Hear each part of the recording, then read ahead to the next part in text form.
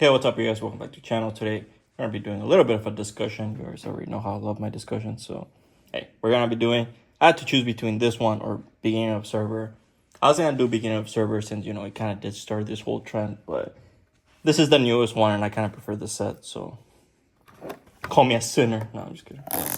Today, yes, boys, we are sinning today. We are going for another Infernal Ascension. We're going to hell again, most likely. Because let's face it, with these prices, yeah, it's pretty hard to justify, so most likely gonna be hell. But anyways, that's actually what I want to talk about today. Why is Digimon so expensive now? Why are prices this way? What happened between BT15 and BT16? And what determines these prices? What the hell is going on? Are sellers crazy? Are they doing too much of that devil's lettuce? We'll find out. So, let's go. We're gonna... Sorry about that, yeah. Dude, I swear, my dog is like a new challenge every day. Now, we finally got her to go outside in the bathroom, so hopefully no more puddles. She just now refuses to take a shit outside. Anyways, so I just have to be on the lookout that she doesn't take that position. But anyways, sorry about that little detail. If you saw what she did to my card, you'll understand why I'm paranoid. So, if you know, you know.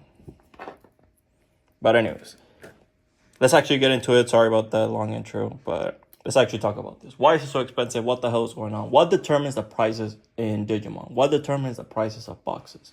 How about we start off with that? I believe that is probably gonna lead us to the answer. So, if we look at prices before BT16, prices used to be around the 65 to 70 mark. Now prices are around 130 to 140 for a box. So it's not looking good. And in my opinion, what is determining these differences so much is the secrets, or, lack of good secrets. In the boxes before BT16, before beginning observer, what used to determine the prices of boxes used to actually be the aggregate of the supers, because the seekers used to actually not be so good. Look at sets like Across Time, where you had, Darkness Barbamon, which, trust me, you did not want to pull that guy. Or Shoutmon, which was a better one, but it still wasn't great. And then you had, look at boxes also like even The Last Days, a box that I love. But realistically speaking, the seekers kind of suck. And you always kind of wanted to see an altar instead. So now we have the opposite. In those cases, the supers were propping up the value because the seekers weren't good. In this case, the seekers are the chase cards. So it's actually the seekers that are the value. And the difference between the two, we have to look at the difference between supers and seekers. And this is what I like to call expected or guaranteed value versus speculative value. So what do I mean by that? Guaranteed value, in my opinion, oh my goodness, we're starting off good, huh? Guaranteed value, in my opinion, is supers. Why? Because you get 7 of them. Just the fact that you get 7 of them. Think about it. You're getting 7. If the average of the super is, let's say, $5 to $10, let's say $7, you can expect like a $40 to $50 on average per box, just guaranteed. Because again, you're getting so many of them. You're not relying on a specific one.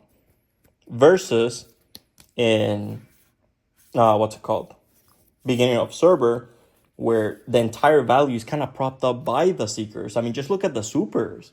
There's only 2 supers that are anything above, I think even $5. There's only 2 supers that are above $5, which is obviously Beelzemon and Valkyriemon. So if you don't pull those 2, it's already a huge detriment to you.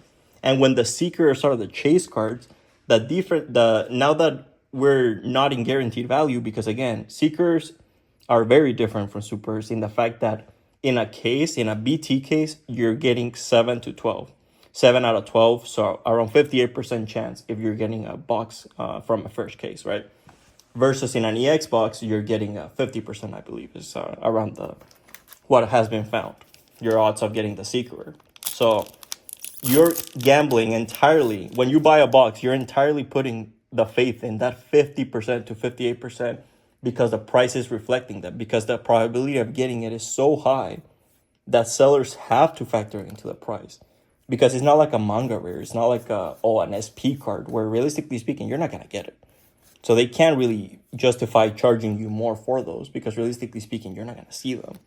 But when it's a 50 to 58% chance, they have to factor in the price of those into the price of the box. And you see this huge inflation. So when they're too good, it leads to this difference. So that's what determines the price. And that's the main difference if we look at BT15 and BT16, right?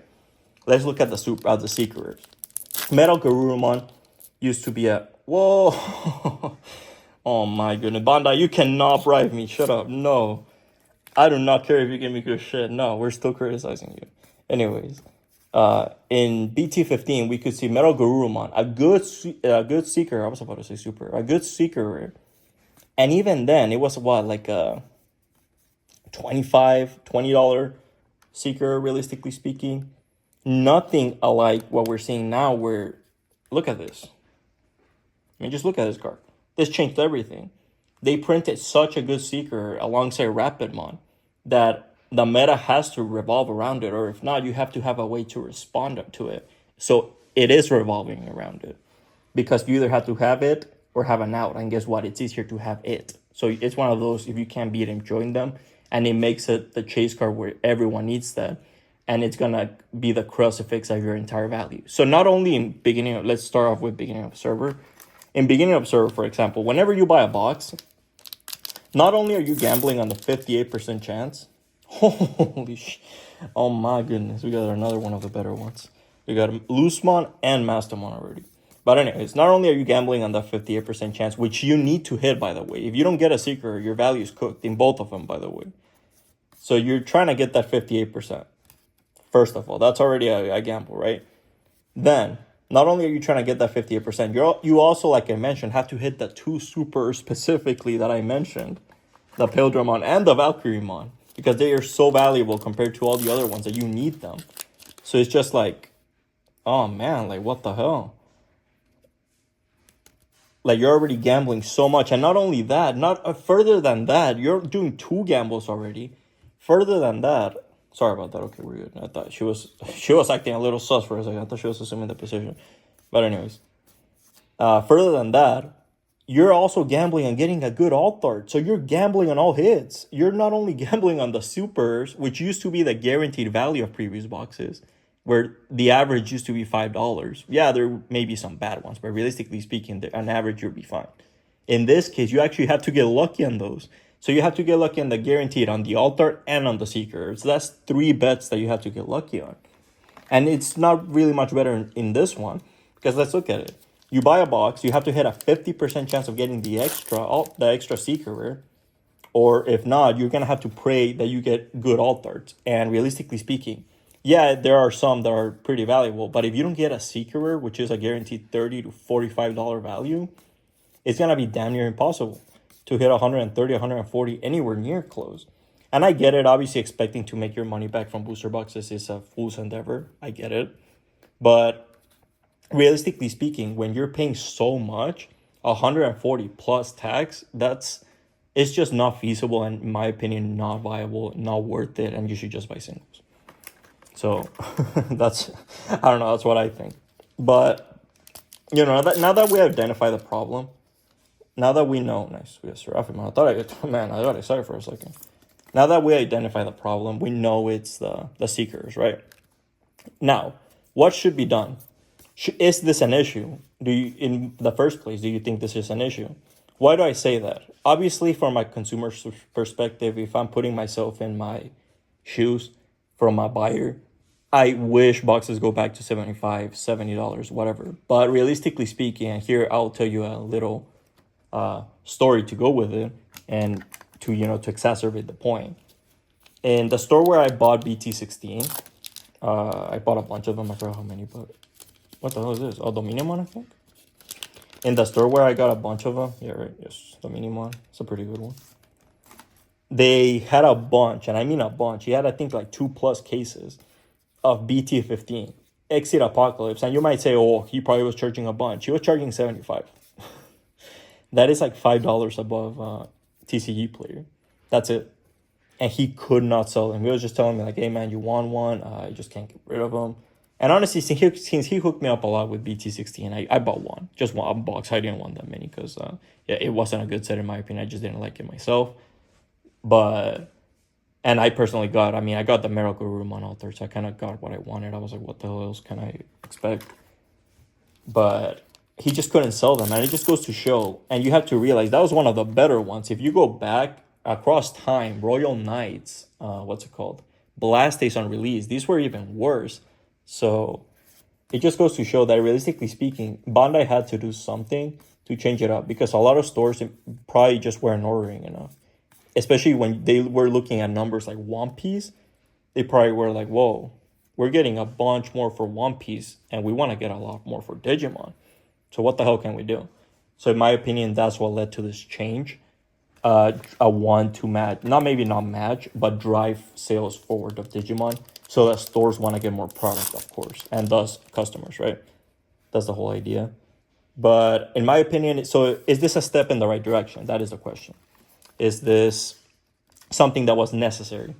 In my opinion, yes. For as sad as that sounds, yes, but here's a huge but, Bandai, before you start rubbing your fingers, grabbing your hands like a fly. Here's the catch. I do believe they took it a step too far. In what way?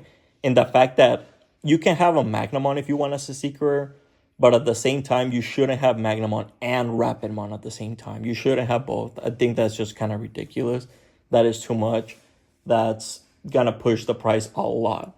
So what you can do, in my opinion, is have a Magnamon and like a Angemon. Don't have shitty Seekers. That's just ridiculous. But you don't have to have two back-to-back. Oh my goodness. Dude, we are fucking banging in this one. Holy shit, Bandai, I swear I'm about to turn on you guys. Shit, I'm about to start shilling. But anyways, no, you definitely should try to find a middle point between the two. And in my opinion, something else that they should do is, what's it called? Box toppers as well. Because they started cutting on that, and I'm guessing maybe some people complain. But in my opinion, obviously, as long as you don't do some insane ones, in my opinion, the right way to do them was kind of like the training sets, where they're just good cards overall, where they're maybe not insanely valuable and you don't have a chance of getting like, a $40 card like Raremon, but they're overall gonna give you value to your box, like $20 guaranteed to your box. That's kind of insane, you know? So in my opinion, that is the right way of doing it. Versus, giving you a box topper that you have a very low chance of getting, this $40 card or this $30 card. Instead, they give you a guaranteed base. The training sets, for example, again, they were worth together like $20, $25. So in my opinion, that is the right way of doing it. You find a middle ground with the Seeker rares, because you do need to have a good Seeker, in my opinion. That is the only way to sell boxes, it seems like. So you do have to have one good one. But again, don't have Magnamon and Rapidmon. Don't have Mirai and Agudamon. Don't, have one good one and one okay one. So that's, obviously they can't control the price points. That you can't say, they should have a $40 one and a $15 one. But, in terms of meta, I think they can tell that. Come on. If you read, you can't tell me. You read Magnamon, and you have to ask yourself, like, why? Like, why do you even exist? Oh, by the way, we got Lillithmon. I didn't even, what the hell? I didn't even pay mention to it. Dude, this box has been so stacked. I didn't even pay attention that we actually got another decent super. What the fuck? I think the only one good one that we're missing is Diaboromon. So shit, we're banging on this box. And we're still missing a hit too, and possibly a Seeker. Jesus Christ. But anyways, let me keep going. So I don't know. What do you guys think? Do you guys think that they should keep doing this? Do you guys think that this is necessary, or do you guys think that this was a step too far, and that they maybe should, turn back, and that they should maybe lean back a little bit on the Seeker rares and go back to what they used to be before BT15, which again, in my opinion, is just not viable. I've seen a lot of stores just drop Digimon just because they couldn't sell it at a price that made sense. Because, selling it on TCG Player at $70 or $65, it just doesn't make sense after fees and shipping. It's too close to distribution. A lot of stores are not going to order a lot of it, or they're going to drop it altogether, which is just as bad. So again, just illustrating the point, $5 over market, and my guy couldn't sell it. So, it's a rough situation out here. So obviously there has to be a middle ground. So I don't know. Let me know what you guys think. Obviously, it does seem that this will continue on to BT17. A lot of people are already freaking out. and complaining and saying that what Bandai, what the fuck, like you can't keep getting away with it, Jesse Pinkman style. But obviously, like I said, obviously BT 17 is too late. I mean, it's already it's already out in Japan. What the hell am I saying? Obviously, they're not gonna change it, but maybe going forward, I don't know. Obviously, I think BT is EXO7 already out in Japan. If it is it still the same? Let me know if you guys know. Let me know if the Seekers are still insane in EXO7, because that would be the first set where I think they could actually reflect on it and be like, oh wait, we maybe pushed it a little too hard. Maybe maybe we did a little too much. But maybe they're gonna take the Yu-Gi-Oh approach, where they're gonna release like a fucking insane set that you're just like, what the hell? Like a year, like Infinite Forbidden or Age of Overlord or Darkwing Blast or Power of the Elements. There's like sets that just establish the meta, and then like all the other sets are gonna be fucking garbage. In my opinion, they won't. And in my opinion, that's exactly why they did this, because I don't think Digimon was selling well enough. Now, especially now that they have One Piece, dude, if they're looking at their games through the lens of One Piece, we're absolutely cooked. Battle Spirit Saga, Dragon Ball, Jesus Christ.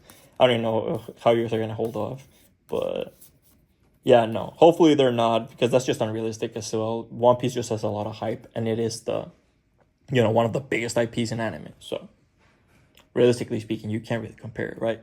But I do think that they just wanted to increase sales overall. And to be honest, this is probably the easiest way. Again, in my opinion, a step too far. But if they do what I think I suggested, I think it would be a bit more fair for players and collectors alike. Hey, I'll take it. You know what? It's not insane. It's not a Seeker altar, but I'll take it. It is what it is. We got Caramon. I don't know. Obviously, again, this is obviously a very divisive topic. I've seen a bunch of people, have different opinions on these. Some people obviously are of the opinion of, fuck this, too expensive, go back to BT15, BT14, I want $60 boxes, I want $65 boxes. And me too, but again, we have to be realistic, right? We don't want to just, we just want this because we want it. Like, yeah, obviously, but, if we just say that, they're never going to take us seriously, and they're never going to listen to the feedback. There has to be give and take, in my opinion. I don't know, maybe you guys disagree. Maybe you guys think I'm a shill. Maybe you guys think I got a good box, and you guys are like, man, this guy's shilling for Bandai. But I'm really not. But, hey, I just think that something needed to be done, and this is what they did. Again, I do think that a lot of people are going to disagree, and a lot of people are going to be upset, and that's just expected. You can't just jump from 65 to 140 and be like, oh, well, everything's fine. Like, that's just not realistic. Obviously, some people are, and most people, obviously, hell, even me, are not going to be happy about having to pay extra for their boxes. And I had to pay this one. I think I got this one for like 95. So yeah, obviously I used to get them for like 60, 65. So obviously this is a huge change. But again, just based on that story I told you guys, and I'm guessing that's going to be the reality across most of the country. Because realistically speaking, unless you have like a die-hard 100% community that is willing to absorb those costs, most people are not going to buy something that's more expensive than it is online in person. Let's face it. That's just how most people are. That's how we are. If we see something a little cheaper on Amazon, most people just are like, I'll just put it back. I'll just get it on Amazon. When you're at Walmart, right? I mean, just think about it. Or when you're at Petco, when you're at this different spots, a lot of times you price match and you get the best because you're trying to save and, get the best bang for your buck. And I can't blame people for that. So it's just a sad reality of things. It's just, I think it's a shitty situation that led to this, that led to them having to do changes. But again, my opinion, maybe they overdid it a little bit too much. But hey, we'll have to see about that.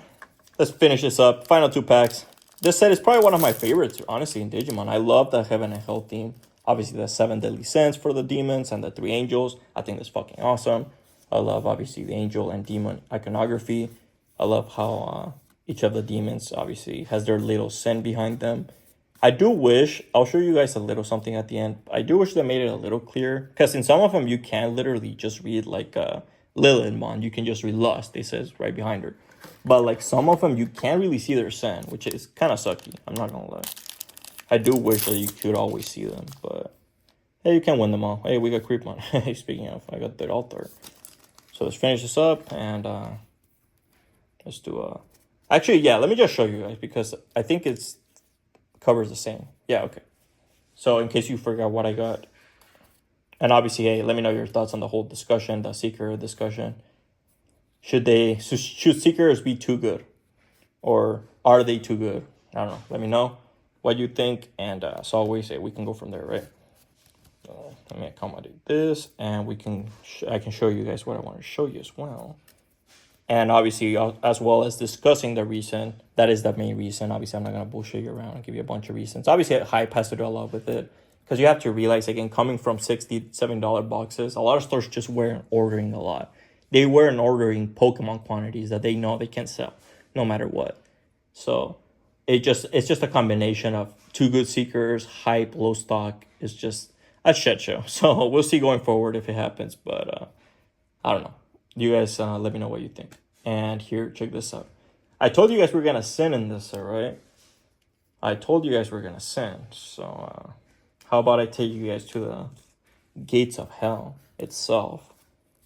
To Oguromon, which is covering the first circle of hell, Lust, which is then covering, which is Lillithmon, of course, Lilith, the demon, which is then followed by Gluttony, which is pretty cool, which is Beelzemon, why the fuck would Beelzemon be Gluttony? I thought Gluttony would be Leviamon. I thought that would be like the easiest one. It's a crocodile, it's a hunter, it's always eating, it's like a kind of smug. Well, I guess it makes sense. You'll see what I mean. But then, yeah, anyways. It's that one. So check that one out. It's Gluttony. And that one, these two, you can see it, actually. I don't know if you can see it in the camera. But it's right there. It says Lust. And that one says Gluttony right there, right? Then you have Greed. I already know. Barbamon. You can also see it right there. Greed. Third circle of hell. Then you have Wrath. Which, I forgot what. Actually, yeah, from 3 and on, I forgot the circles. So I just kind of organized them randomly. But whatever. We got Creepymon, which is Wrath. I believe you can see it right there. Yes, Wrath. So 4 cents so far. And then you have, I believe this one is MB. Yes, this one is MB. And this is one of those you can't see. Yeah, no, this one you can't see it anywhere. Or if you can, let me know. But I don't think you can. So that's what I mean. Like, I wish you could see all of them. And then you have Sloth, Belphemon. Which I definitely thought Belphemon would have been Wrath, but I mean, hey, it is what it is. It's pretty cool still. Look at that. You have Sloth right here. Wait, where's Sloth? Oh, right here. You can't, like, barely see it. See it right here. Sloth. It's, like, backwards. So you have Sloth, and then we have Pride, the final sin. And actually, I don't know if that's a final. No, because, actually, yeah, they're not even, Inferno isn't even divided in, by the 7 deadly sins. That's purgatory, actually. So, never mind.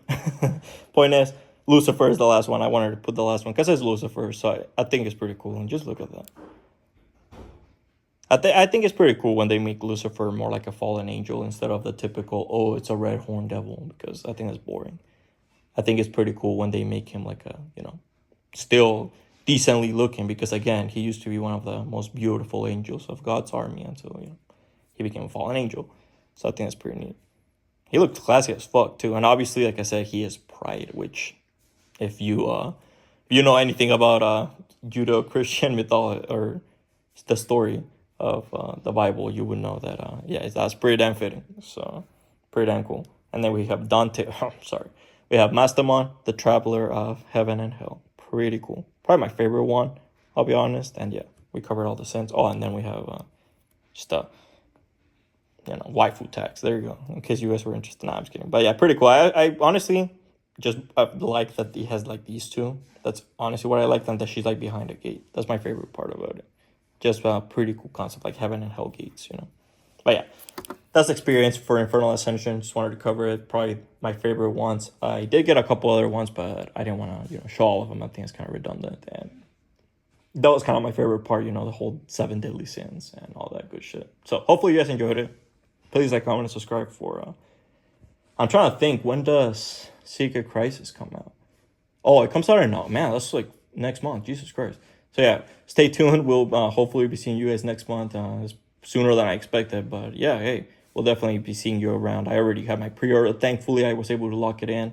So you'll definitely be seeing me around. Don't worry about it. We're guaranteed. We are locked and loaded, and hey, I'll be seeing you. So stay tuned. Obviously, let me know what you think about the whole secret discussion thing, the price thing, and all that good shit. See you.